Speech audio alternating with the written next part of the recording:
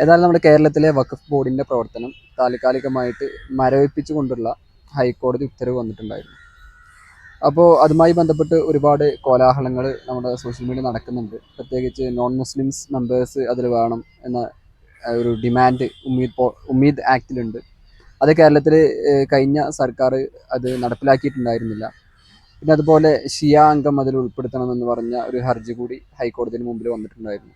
ഏതായാലും അതും ഇല്ലാത്തത് കൊണ്ട് തന്നെ അതിൻ്റെ പ്രവർത്തനം നിയമാനുസൃതമല്ല. കാരണം നമ്മളൊക്കെ ഇന്ത്യ രാജ്യത്താണുള്ളത്. ഒരു പ്രൊസീജിയർ എസ്റ്റാബ്ലിഷ്ഡ് ബൈ ലോ അല്ലെങ്കിൽ റൂൾ ഓഫ് ദി ലോ എന്നൊക്കെ പറയുന്ന ഒരു കോൺസെപ്റ്റ് നമ്മുടെ രാജ്യത്തുള്ളത് കൊണ്ട് തന്നെ കേന്ദ്രം ഒരു പാർലമെൻ്റ് ഒരു നിയമം പാസ്സാക്കി കഴിഞ്ഞാൽ അത് എല്ലാ സ്റ്റേറ്റുകൾക്കും ബാധകമാണ്. അപ്പോൾ അത് പ്രകാരം ഒരു നോൺ മുസ്ലിംസിനെ വഖഫ് ബോർഡ് ഉൾപ്പെടുത്തേണ്ടതായിരുന്നു. അത് ഉൾപ്പെടുത്തിയിട്ടില്ല എന്ന് പറഞ്ഞുകൊണ്ട് നമ്മുടെ BJP നേതാവായ ഷോൺ ജോർജ് ആണ് കേരള ഹൈക്കോടതിയെ ബന്ധപ്പെടുന്നത്.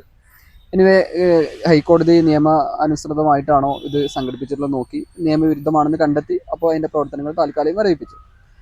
അപ്പോൾ അതിൽ രസകരമായൊരു കാര്യം, വഖഫ് ബോർഡ് വഖഫ് കൈകാര്യം ചെയ്യുന്നത് നമ്മുടെ മുസ്ലിം ലീഗാണ്. UDFിലെ മുസ്ലിം ലീഗാണ് കൈകാര്യം ചെയ്യുന്നത്. സ്വാഭാവികമായിട്ടും മുസ്ലിം ലീഗിന് നിലവിലുള്ള അംഗങ്ങളുമായിട്ട് മുന്നോട്ട് പോകാൻ താല്പര്യമില്ല എന്നതൊരു സത്യമാണ്. കാരണം അതിലുള്ള ബഹുഭൂരിഭാഗം ആൾക്കാരും CPMൻ്റെയും അതുപോലെ കമ്മ്യൂണിസ്റ്റ് അനുഭാവമുള്ള ആളുകളാണ്, പാർട്ടി നോമിനേറ്റഡ് ആയ ആൾക്കാരാണ്. അപ്പോൾ അവർ പിരിച്ചുവിടാനൊരു യോഗമില്ല. അത് പിരിച്ചുവിടാനുള്ള പല ശ്രമങ്ങളൊക്കെ നടത്തിയിട്ടുണ്ടായിരുന്നു ചില മുസ്ലിം ലീഗിൻ്റെ ചില നേതാക്കന്മാരൊക്കെ.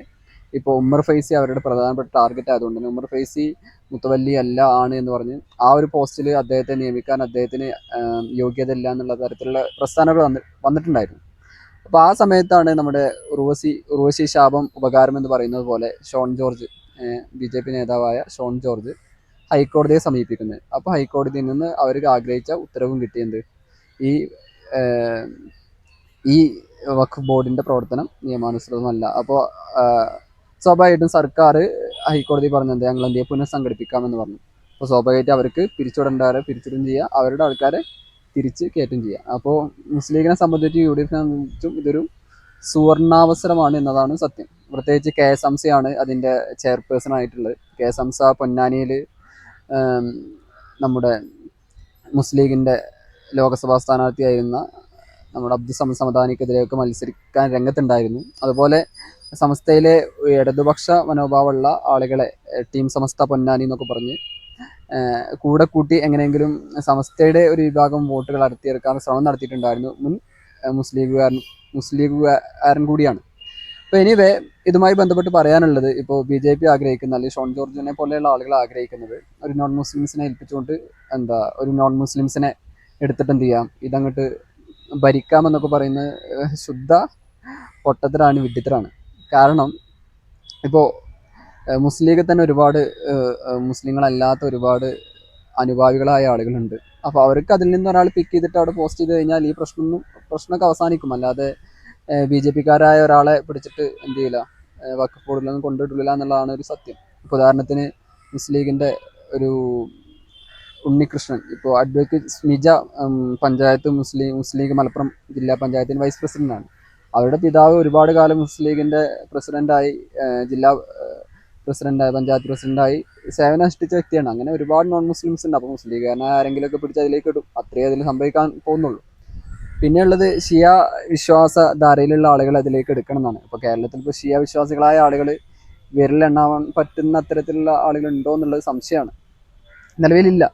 ഇനി ഉണ്ടെങ്കിൽ തന്നെ ഇത് എങ്ങനെയാണത് നമുക്ക്, ഇയാൾ ഷിയ ആണോ, ഇയാൾ വഹാബിയാണോ, മുജാഹിദാണോ, ജമാഅത്ത് ഇസ്ലാമിക്കാരനാണോ, സമസ്തക്കാരനാണോ, APക്കാരനാണോ, EKക്കാരനാണോ എന്ന് നമുക്ക് എന്ത് ചെയ്യാൻ പറ്റില്ല, നമുക്ക് പ്രൂവ് ചെയ്യാൻ കഴിയില്ല. കാരണം ഒരിക്കലും അവർ ഒരു മെമ്പർഷിപ്പ് ക്യാമ്പയിനിലൂടെ ഒന്നല്ല. ഇപ്പോൾ ഞാൻ സമസ്തക്കാരനാണെന്ന് പറയുമ്പോൾ എൻ്റെ അടുത്ത് മെമ്പർഷിപ്പ് ഉണ്ടോ ചോദിച്ചാൽ മെമ്പർഷിപ്പ് കാണിച്ചു കൊടുത്തിട്ട് ഇപ്പോൾ എനിക്ക് സമസ്ത ആദർശം സ്വീകരിക്കാം, വേണമെങ്കിൽ നാളെ മുജാഹിദ് ആദർശം സ്വീകരിക്കാം, വഹാബി ആദർശം. അപ്പോൾ ഇതൊക്കെ ഭയങ്കര വേഗമായിട്ടുള്ള കോൺസെപ്റ്റാണ്. അപ്പോൾ ഷിയ വിശ്വാസിയെ ഒക്കെ വഖഫ് ബോർഡിൽ വേണം എന്നൊക്കെ പറയുന്നതിൽ എത്ര അർത്ഥമുണ്ട്, നമുക്ക് നടപ്പിലാക്കാൻ എത്ര എളുപ്പമുണ്ട് എന്നുള്ള കാര്യത്തിലൊക്കെ സംശയമുണ്ട്. എനിവേ ഇതൊക്കെ ശരിക്കും പാർലമെന്റിൽ നിയമം പാസ്സാക്കിയ നോർത്ത് ഇന്ത്യയിൽ നടക്കുന്ന വഖഫ് ബോർഡിലൊക്കെ അവർക്ക് ഒരുപാട് ഷിയ വിശ്വാസികളൊക്കെ നോർത്ത് ഇന്ത്യയിലും ബീഹാറിലും ഉത്തർപ്രദേശിലും മധ്യപ്രദേശിലൊക്കെ ഉണ്ട്, രാജസ്ഥാനിലൊക്കെ ഉണ്ട്. അപ്പോൾ അവർക്ക് വേണ്ടിയിട്ടാണ് ഇത്. കേരളത്തിലൊന്നും കാര്യമായിട്ട് ബാധിക്കൂല. എനിവേ ഇത്രയൊക്കെ ഇതിൽ നടക്കാൻ പോകുന്നുള്ളൂ. അപ്പോൾ മുസ്ലിമിനെ സംബന്ധിച്ച് അവരിത് ആഗ്രഹിച്ചൊരു വിധിയാണ്. ഏതായാലും ഉമർ ഫൈസിനെ മാറ്റി ഇനി വല്ല സമസ്ത അനുഭാവികളായ ആരെങ്കിലും മുസ്ലിം ലീഗ് അനുഭാവികളായ ഉദാഹരണത്തിന് ഇപ്പോൾ നിലവിൽ ബാദിസ്ഥാനെ പോലെ അല്ലെങ്കിൽ ബാദിസ്ഥാനൊപ്പം നിൽക്കുന്ന ആളുകളെയോ അല്ലെങ്കിൽ മറ്റു സമസ്തയിൽപ്പെട്ട മുസ്ലിം ലീഗിനോട് അനുഭാവപൂർവമായ സമീപനം സ്വീകരിക്കുന്ന ആൾക്കാരെ അവരെന്ത് ചെയ്യും, ആ വഖഫ് ബോർഡിൽ കൊണ്ട് ഇരുത്താനും പറ്റും. അല്ല, ഈ ഒരു ഷോൺ ജോർജിനെ പോലെയുള്ള ആളുകൾ ഹൈക്കോടതി സമീപിച്ചിട്ടില്ലായിരുന്നുവെങ്കിൽ ഇവരെ പുറത്താക്കാൻ പറ്റൂല. 2028 വരെ, ഇപ്പോൾ 2026 UDF സർക്കാർ അധികാരത്തിലേക്ക് വരുന്നത്. പിന്നീട് അവർക്കൊരു യാതൊരുവിധ കൺട്രോളും ഇല്ലാത്ത ഒരു ഭരണസമിതി ആയിരിക്കും വഖഫ് ബോർഡ് ഭരിക്കുക. അവരെ പിരിച്ചുവിടാനാണെങ്കിൽ പറ്റൂല. പിന്നെ അവരുടെ കാലാവധി അവസാനിക്കുന്നതാണ് 2028. അപ്പോൾ അതുവരെയും അവരെന്ത് ചെയ്യണം, ഇങ്ങനെ കൊണ്ട് നടക്കണം. ഇവർക്ക് ഒരു ഭരിക്കുന്ന സമയത്ത് ഇവരുടേതായ ആളുകളെ, ഒരു പൊളിറ്റിക്കൽ അപ്പോയിൻമെൻ്റ് ആണല്ലോ, അപ്പോൾ അവരെ ഉൾപ്പെടുത്താനും പറ്റൂല. ഇനി മറ്റൊന്ന്, നമ്മുടെ നാട്ടിലൊക്കെ പണ്ട് കാലത്ത് വഖഫ് എന്ന് പറയുമ്പോൾ നമ്മൾ ദൈവവിശ്വാസം, ഒരു ആത്മീയമായിട്ട് ഒരു പടച്ചോനെ വിശ്വസിക്കുന്ന ആൾക്കാർ കൊടുക്കുന്ന സംഭാവനയൊക്കെയാണ് വഖഫ്. അപ്പോൾ അത്തരത്തിൽ ദൈവഭയമുള്ള, പടച്ചോനെ പേടിയുള്ള ആൾക്കാർ വഖഫ് ബോർഡിൽ ഉണ്ടാകുക എന്നുള്ളതാണ്. അതിപ്പോൾ CPM ഇപ്പോൾ കുറേ ഒരു മുസ്ലിം നാമധാരികളായ ആൾക്കാർ, ഇപ്പം മുഹമ്മദ് റിയാസോ റഹീമോ അതുപോലെയുള്ള കുറേ ആൾക്കാർ അതിൽ വെച്ചു. അവരും നോൺ മുസ്ലിംസും തമ്മിൽ കാര്യമായ വ്യത്യാസം ഉണ്ടാവണമെന്നൊന്നുമില്ല.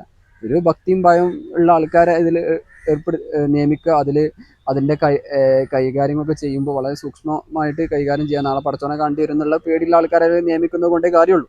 അല്ലാതെ ഇപ്പോൾ മുസ്ലിം നാമധാരികളായ ആൾക്കാർ അതിലുള്ളതുകൊണ്ട് പ്രത്യേകിച്ച് അതിൽ ഉപകാരമൊന്നും ഇല്ല എന്നാണ് എനിക്ക് പറയാനുള്ളത്. ബേസിക്കലി ഇതൊക്കെ റിലീജിയസ് അഫയേഴ്സാണ്. അപ്പോൾ ഇനി ഇതിൻ്റെ ഈ ഒരു നിയമത്തിൻ്റെ സാധ്യത സുപ്രീം കോടതിയുടെ പരിഗണനയിലാണ്. അപ്പോൾ കാരണം ഒരു മുസ്ലിം പ്രോപ്പർട്ടി കൈകാര്യം ചെയ്യാൻ നോൺ മുസ്ലിംസിനെ അതിൽ ഉൾപ്പെടുത്തുക എന്നുള്ളത് ഒരു ശരിയായ നടപടിയല്ലല്ലോ. ഇപ്പോൾ ഉദാഹരണം ദേവസ്വം ബോർഡുണ്ട്, കൊച്ചിയുണ്ട്, തിരുവനന്തപുരം ദേവസ്വം ബോർഡുണ്ട്, മലബാർ ദേവസ്വം ബോർഡുണ്ട്. അവിടെയൊക്കെ മുസ്ലിംസിനെ അല്ലെങ്കിൽ നോൺ ഹിന്ദുസിനെ അതിൽ ആഡ് ചെയ്യണം എന്ന് പറയുന്നതിലൊരു ശരികേടുണ്ടല്ലോ. എനിവേ അതൊക്കെ സുപ്രീം കോടതി തീരുമാനിക്കേണ്ടതാണ്. നമ്മുടെ പാർലമെൻറ്റിൽ പാസ്സാക്കിയതോടുകൂടി എന്തായി, നിയമം പ്രാബല്യത്തിൽ വന്നു. അപ്പോൾ അതനുസരിക്കുക എന്നുള്ളത് ഒരു സ്റ്റേറ്റിനെ സംബന്ധിച്ച് അവരുടെ ബാധ്യതയാണ്, ഭരണഘടനാപരമായ ബാധ്യതയാണ്. നടപ്പിലാക്കിയില്ല എന്നുണ്ടെങ്കിൽ സ്റ്റേറ്റ് നിന്നെ സ്വാഭാവികമായിട്ടും സുപ്രീം കോടതി ക്വസ്റ്റ്യൻ ചെയ്യും. അപ്പോൾ സ്റ്റേറ്റ് അത് പാലിക്കാൻ നിർബന്ധിതരാണ്. അപ്പോൾ അതിൻ്റെ മെറിറ്റും ഡിമെറിറ്റും ഒക്കെ സുപ്രീം കോടതിയും കോടതി അടക്കമുള്ള സംവിധാനങ്ങളാണ് തീരുമാനിക്കേണ്ടത്. ഏതായാലും ലീഗിനെ സംബന്ധിച്ചൊരു സുവർണ്ണ അവസരമാണ് ഇത് കിട്ടിയത്. അവർക്ക് ആവശ്യമില്ലാത്ത ആൾക്കാർ, ഉമർ ഫൈസിനെ, KSMസിനൊക്കെ ഉള്ള എടുത്ത ആൾക്കാരെ പുറത്തിടും ചെയ്യുക. പിന്നെ ഒരുപാട് CPM നോമിനേറ്റ് ആയ ആൾക്കാർ ഒരുപാട് അതിലുണ്ട്. അപ്പോൾ അവരെയും എടുത്ത് പുറത്ത് കളഞ്ഞ് പുതിയ ആൾക്കാരെ ചേർക്കാം. എനിവേ ഷോൺ ജോർജ് വളരെ ബുദ്ധിപരമായൊരു നീക്കമാണ് നടത്തിയെങ്കിലും അത് UDFനെ സംബന്ധിച്ച്, മുസ്ലിം ലീഗിനെ സംബന്ധിച്ച് അവർ ആഗ്രഹിച്ച വിധിയായിരുന്നു എന്നാണ് എനിക്ക് തോന്നുന്നത്.